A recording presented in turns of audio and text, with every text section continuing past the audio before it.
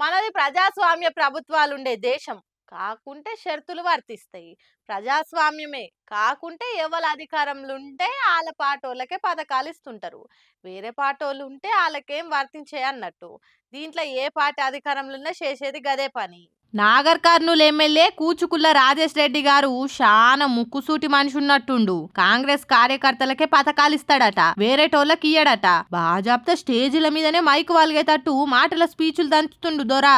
Ration కార్డులైనా సరే, ఇండ్లైనా సరే, ఆ గ్రామ కార్యకర్తలు ఆ గ్రామ పెద్దలు కలిసి కూర్చొని డిసైడ్ చేసిన వాళ్ళకే లిస్ట్ ఇప్పిస్తాం. లేకపోతే ఒక్కరు కూడా రేషన్ కార్డు రాదు,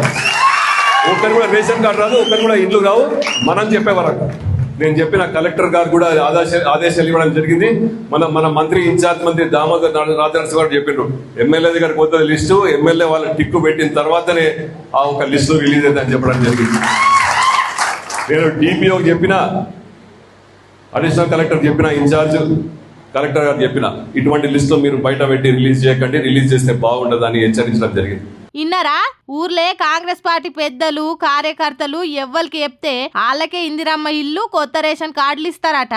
జిల్లా ఇన్ఛార్జ్ మంత్రి దామోదర రాజనరసింహ గ్రామాల్లో కాంగ్రెస్ పార్టీ నాయకులు కార్యకర్తలు లిస్టు రెడీ చేసి స్థానిక ఎమ్మెల్యేకి ఇస్తే ఎమ్మెల్యే ఎంపిక చేసిన లిస్టు మాత్రమే ఫైనల్ చేయాలి అని అధికారులకు ఆదేశాలు జారీ చేసిండు. గ్రామ సభ లిస్టు కాకుండా కాంగ్రెస్ పార్టీ నాయకులు కార్యకర్తలు ఇచ్చిన లిస్టు మాత్రమే బయట పెట్టాలి అని జిల్లా కలెక్టరు, అదనపు కలెక్టరు, డిపిఓకి ఆర్డర్లు ఇచ్చిండని కాంగ్రెస్ ఎమ్మెల్యే చెప్తుండంటే రాష్ట్రంలో ఏం రాజరిక పాలన నడుస్తుందో చూడుర్రి జనులారా.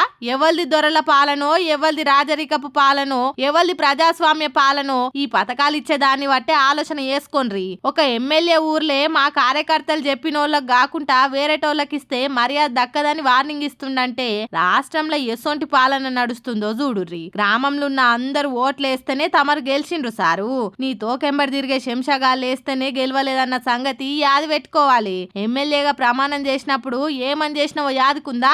ఎవ్వరి పట్ల పక్షవాతం వహించనని దేవుని మీద ఇమానం తిన్నది వట్టిదేనా? అయితే చూసిండ్రా జనులారా, దేవుని మీద చేసిన ప్రమాణాలకే ఇలువియ్యనోళ్ళు వీళ్ళు చెప్పిన హామీలకు ఇలువిస్తారా అన్నది ఆలోచన చేసుకోవాలిగా.